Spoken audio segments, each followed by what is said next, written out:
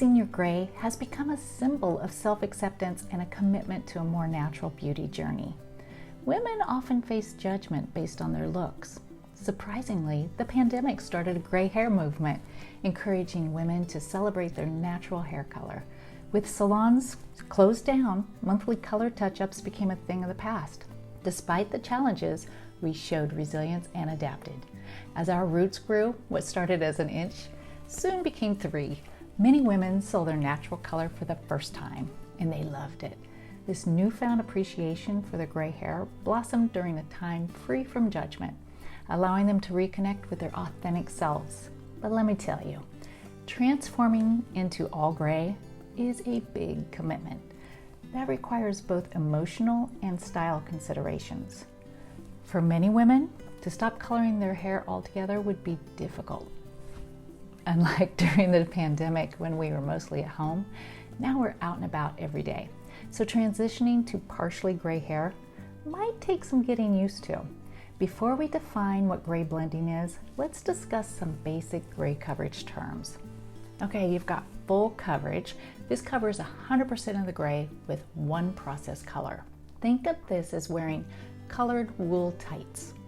Then you've got demi-permanent coverage, which covers about 80% of your gray. It uses a less pigmented dye. And this process lets in some of your natural tone and your gray hair show through. And think of this as wearing sheer colored pantyhose. Then you got no coverage. This allows your natural gray and your silver color to come through completely, but glosses the hair to add shine and tone, and it eliminates that yellow and brassy tones. And think of this like wearing sheer nude pantyhose. Just makes things look better. Wouldn't you agree? For years, these 3 methods were the go-to choices for covering gray, with many women preferring full coverage. While this all-over color can match your natural shade, it often results in a noticeable regrowth line at the roots. Today's formulas come in a broader variety of shades and offer more dimension than ever before, yet they still typically require touch-ups every 4 to 6 weeks. Some women have been using this method for so long that they have forgotten their original hair color has evolved over time. So that leads us to gray blending. Have you heard about it? Gray blending is a hair coloring method that uses both foil highlights and lowlights to craft a personalized color just for you. Whether you have blonde, dark, auburn, or red hair, this technique can work wonders. Instead of covering up gray hairs, gray blending incorporates them into a blend of multiple shades, creating a seamless transition with your natural or your chosen base color. The result? A softer, more natural appearance that's easier to maintain than single process coloring. You can choose to maintain this blended look or use it as a stepping stone towards embracing all over gray hair. So again, what exactly is gray blending?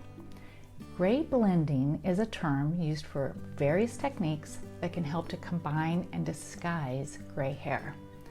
Unlike the one process color, gray blending can give a more natural looking result without a hard line of regrowth. It can also extend the time needed between services. Gray blending techniques incorporate foil highlights and lowlights that vary in weight and placement to provide a highly customized color unique to you. And gray blending uses multiple shades of hair color to create gradual transition that includes your gray hair with your natural color. With this multi-tonal technique, gray hairs aren't covered. They're surrounded with a pattern of color, resulting in a softer, more natural look that needs less maintenance than one process color. You can choose to maintain your gray blended look or use this process to slowly transition toward all gray. Now, what if you've been coloring your hair a darker shade for years and you want to grow out your natural color? Well, you have a few options. You can use your existing color as a reference, and your stylist can strategically add highlights or lowlights around your face. While highlights lighten specific sections, lowlights do the opposite. They add darker shades of depth and dimension. This method breaks up your gray regrowth and avoids a hard line of demarcation. Plus, if you have longer hair, you can easily pull it back into a ponytail and disguise any gray in the back.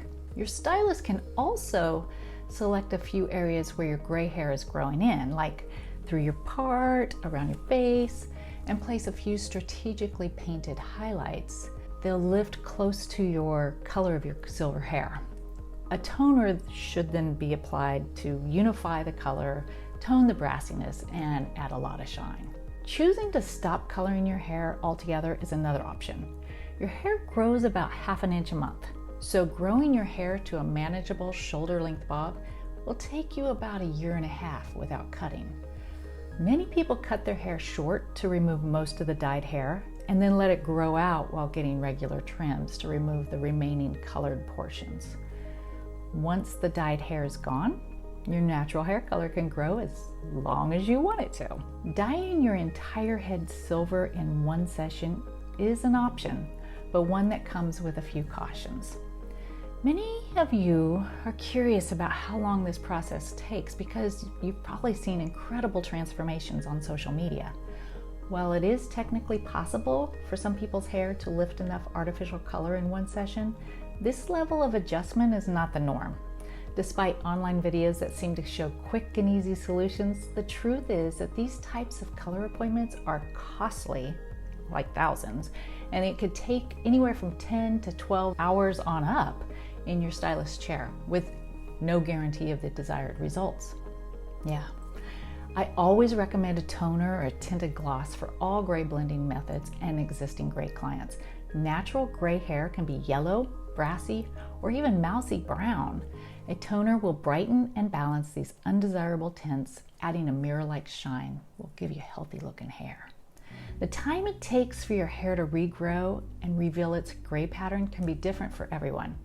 Factors like your hair's health, the length, the coloring method you and your stylist pick, and how soon you want to reach your desired look all play a role. Ideally, your stylist would like to see about 3 to 4 months of regrowth to understand your gray pattern better. While this time frame isn't set in stone, it does help your stylist come up with the most suitable color strategy for you. And once you start the transition process, you can expect your maintenance and upkeep to be about 8 to 12 weeks apart, depending on your chosen method. Typically, it takes about 3 to 4 salon visits to complete the whole process and then to get your hair to the desired state. And remember, nothing is ever permanent. If gray blending isn't your thing, you can always go back. Hope this has helped you understand what gray blending is all about. If you have questions, please reach out. If you're finding value in my videos, remember to subscribe and please share with your friends. And remember, always, when you know better, you do better.